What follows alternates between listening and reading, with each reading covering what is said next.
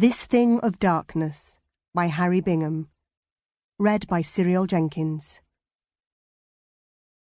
March 2013. Rain. Or not rain, not really. More like a fine mist, a net of moisture. Hair speckles with it. The flanks of the heifers in the lower fields glisten with it. On ash and willow trees, the new buds at the end of each twig gleam with light. Even the spiky hawthorn catches the mood, softening into something almost delicate. I'm on Gwyn's farm. I've been here 3 weeks. Iestyn, the labourer who does most of the heavier work around the place these days, is teaching me how to maintain a diesel engine. See that hose? It's getting knackered. He pokes a bit of dirty tubing.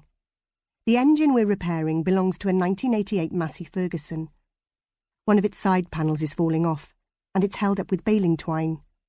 The driver's door lies in the hedge behind us. I agree with his verdict.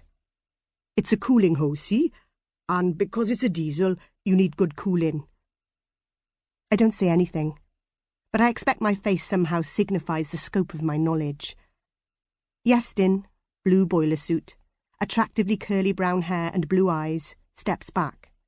Rain beads on the rough cotton of his shoulders and sleeves. You got no spark plugs with a diesel. Ignition doesn't happen because you're throwing a spark in. It happens because you compress your mixture, your fuel and air, compress it so hard that the temperature rises and bang, ignition. It's a good system, but it runs very hot. If you don't cool it, you'll wreck your engine. He's a good teacher, natural. Guides me back to the engine. Shows where the cylinders are located.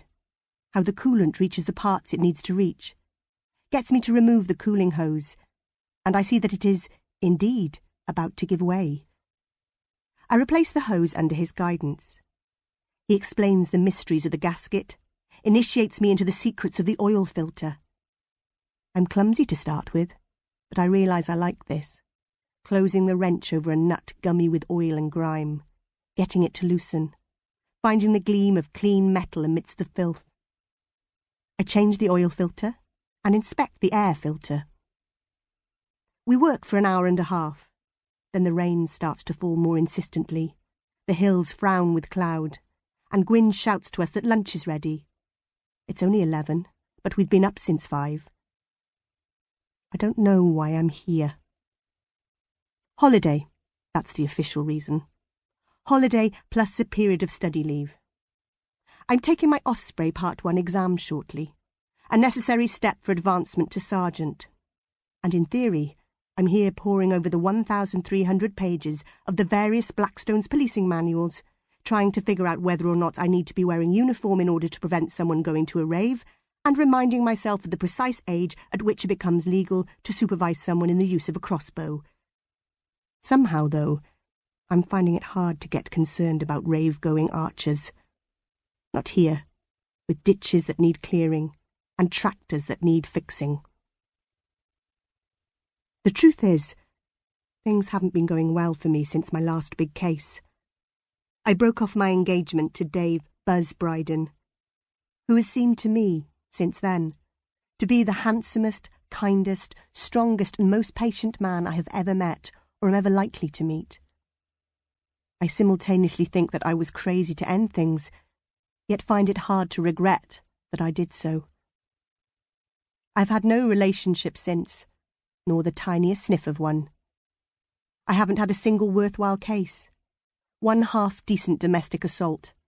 A kidnap which looked briefly interesting, then wilted. And that's it. Paperwork for various cases pushing their way through to prosecution.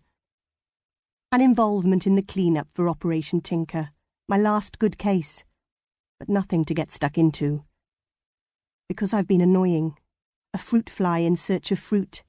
DCI Jackson, the leader of my team in major crime, dropped a whole lot of cold case files on my desk and told me to look through them. It's the sort of assignment I normally relish, an excuse to poke around on my own, but I'm having a hard time getting enthused. Indeed, that sentence gets more truthful, the shorter it gets. I'm having a hard time, full stop.